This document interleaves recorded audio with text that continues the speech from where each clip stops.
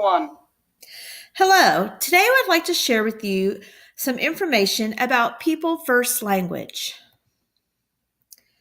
What is People First Language?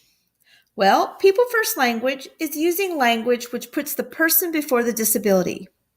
We as a society often use words to describe a person with disabilities, and those words are often inaccurate, inappropriate, and hurtful. By using people first language, we are eliminating many of the stereotypes that imply negativity and put up barriers. When we recognize that people with disabilities are just ordinary people with the same hopes and dreams and goals as everyone else, we begin to see positive changes in our society. Mark Twain once said that the difference between the right word and the almost right word is the difference between lightning and the lightning bug.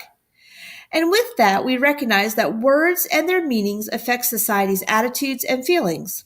They drive our laws and are influential in changing a person's life, as we have seen through the advent of our social media. So we understand that words really do matter. As we work with our students this school year, let's think about some ways we can use appropriate language with our students. Never talk about a person as if their disability is their defining characteristic.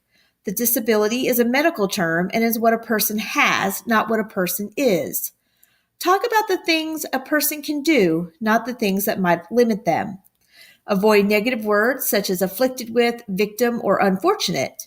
And when talking about a person with a disability, don't talk with euphemisms such as differently abled or physically challenged. Here are some examples of inappropriate and appropriate language. We don't say the autistic boy.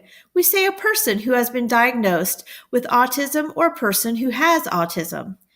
For example, John has been diagnosed with autism. We don't say the blind girl. We say a person who is visually impaired. Kate has a visual impairment. And we don't use the term physically challenged. We say a person is diagnosed with a physical impairment. Hank has a physical impairment. By using people first language, you remember that you are working with a person who has dignity, feelings, and rights.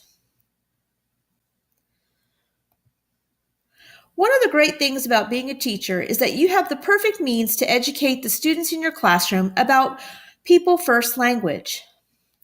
So, for instance, provide information in a matter-of-fact way. You need to give children the language that they need to use and model that language for them.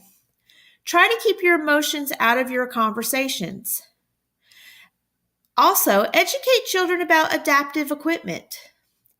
Emphasize the similarities between children with disabilities and the children in your classroom, and then prepare for all those tough questions that children always ask.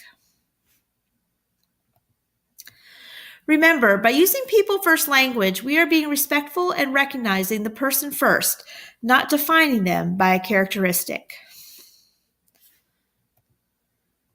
Thank you.